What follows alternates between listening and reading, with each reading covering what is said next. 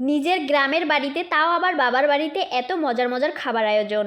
তো hello everyone, আসসালামু আলাইকুম। কেমন আছেন সবাই? আশা করছি সবাই অনেক বেশি ভালো আছেন। আপনাদের দোয়া আর ভালোবাসায় আমি অনেক বেশি ভালো আছি। যদিও বা এই ভিডিওগুলো নেওয়া ছিল ঈদের তৃতীয় দিনের ভিডিও।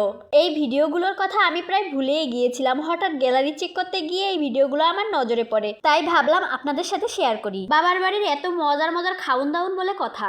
তো দেখতেই পারছেন, মাটির চুলায় আমার চাচিমণি আর আমার ফুপে মিলে 60 পিজের মতো রোস্ট রান্না করে নিচ্ছে। অন্যদিকে আম্মু বড় একটা পাতিলে পোলাও রান্না করে নিচ্ছে।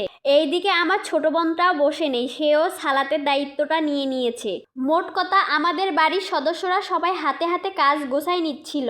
সবাই মিলেমিশে কাজ করলে কিন্তু যে কোনো কাজেই তাড়াতাড়ি হয়ে যায় আর কাজটা সহজও মনে হয়। এইদিকে কিন্তু আমিও বসেছিলাম না, বাদাম ভর্তাটা আমিই করেছিলাম আর একটু একটু করে ভিডিও ক্লিপ নিচ্ছিলাম। আর এভাবে সবাই মিলেমিশে কাজ করার মজাটাই আলাদা। অনেক বেশি আইটেম করা হয়েছিল। জর্দা পোলাও, সাদা পোলাও, গরুর মাংস, মুরগির রোস্ট, কাবাব, মুগ ডাল, পটল ভাজি, বাদাম ভর্তা। এবার বলি এত বেশি আয়োজন কেন করা হয়েছিল।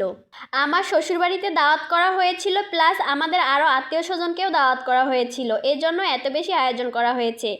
যাই হোক, সব রান্নাবান্না আপনাদের সঙ্গে শেয়ার করতে পারলাম না, ভিডিওটা অনেক বেশি বড় হয়ে যাবে। তো আজকের ভিডিও এই পর্যন্তই। সবাই ভালো থাকবেন, সুস্থ থাকবেন। আল্লাহ হাফিজ।